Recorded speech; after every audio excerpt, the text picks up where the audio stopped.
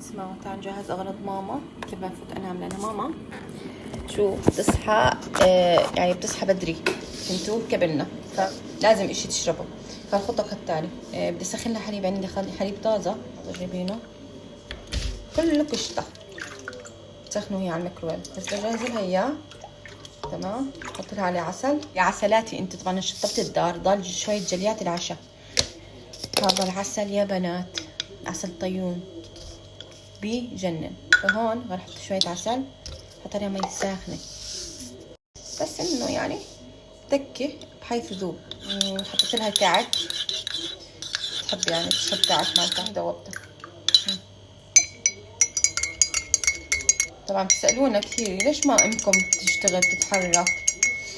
احنا عندها 3 بنات، ليش تشتغل وتتحرك؟ ليش تعمل؟ ماما خلص هسه مالكة سفر نازل، 3 بنات عندها خزات العين، يعني ست احنا بنات كبار، ليش هي تشتغل؟ ثاني اشي ما بتقدرش تشتغل، ولو بتقدر تشتغل ما بنشغلها، فهمتوا؟ بروا امهاتكم يا بنات. اوكي هاي خلصنا. هسه بنعملها فنجان قهوة هي مغلية، هيك نجهز لها اياها. حليبها جاهز، نحط لها هاي دول الكعكات، نحط لها هاي بتاعتها حلوة هون. ماما تحب المي كثير، نحط لها شوية 2 مي عشان تشرب دواها الصبح.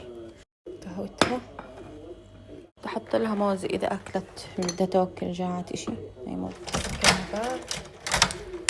طبعا غسل وجهي بالغسول، بعدين أحكي لكم تصبحوا على خير. كنت تعبانة، بدي أحاول أصحى الساعة 1 اليوم، وأصحى هيك أشرب ماتشا وهيك. كنت تصبحوا على خير.